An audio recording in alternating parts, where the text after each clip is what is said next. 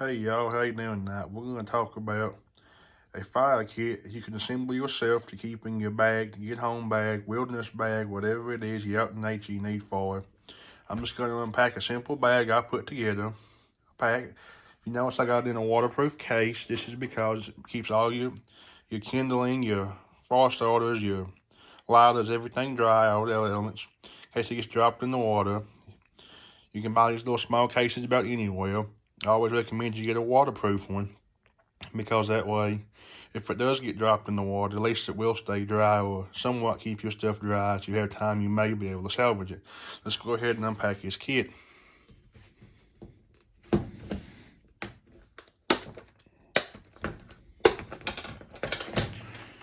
As you can see, it is O-ring line, which I highly recommend you get. In this kit, I also recommend that you keep a big lighter because when all else fails, you can always hit the lighter. Always have a backup to the big lighter, which would be a good flint and steel. I can't remember what brand that one is, but I didn't give much for it. Wet lights, you can get a fire going about any type of weather with one of these. It'll last a few minutes, just enough to get your fire started and get your kindling hot enough you can start going to bigger sticks. And it doesn't hurt to also carry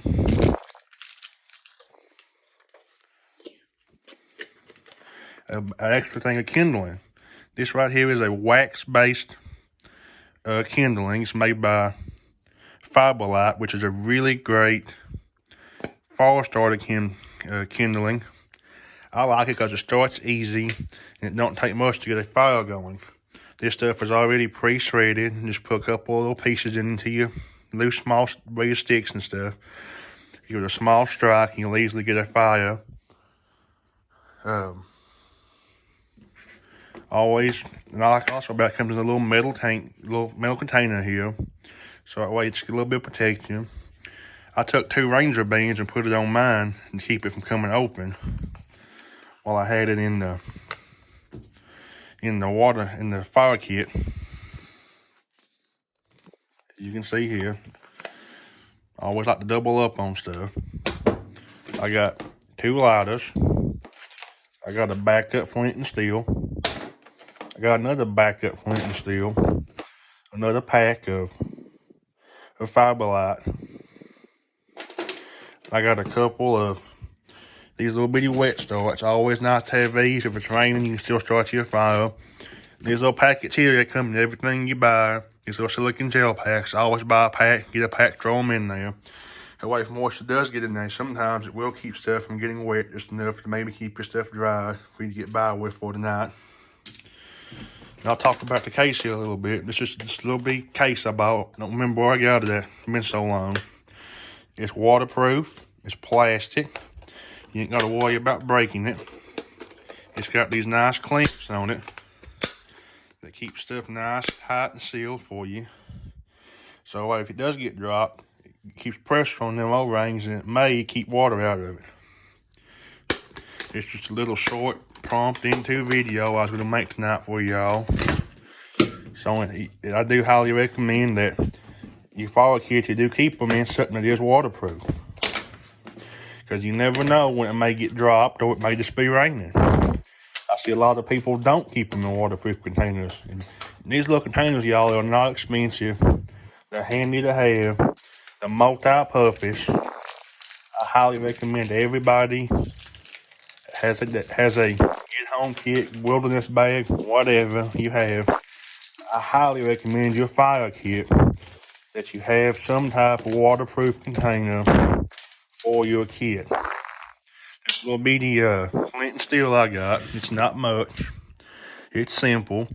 They're easy to use. Take your flint. It's hard to see in the camera here. On about a 45-degree angle, a little bit of pressure. Make a strike across it. And you got yourself a quick, easy fire. I do recommend if you're going to use one of these to practice with it beforehand, because most people, when they first start using them, kind of have a hard time with them.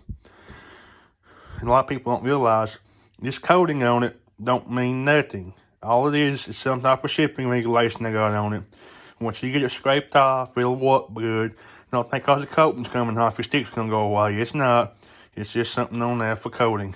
Well, it's also got a little bit of power cord on it because you can't never have enough cordage. And that's about all I got to say on the Ford kit. I highly recommend everybody that does have a bag to please keep that kit dry. Find some way of keeping it accessible, easily accessible, because fire is your number one thing that you need. You need it to sterilize water, cook food.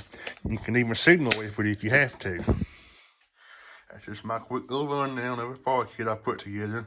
And ain't nothing fancy, ain't nothing expensive. I probably got less than about $30 sitting there roughly if I had to guess. But everybody needs a fire kit in the bag. Till next time, y'all have a good evening. I'm out of here. See you.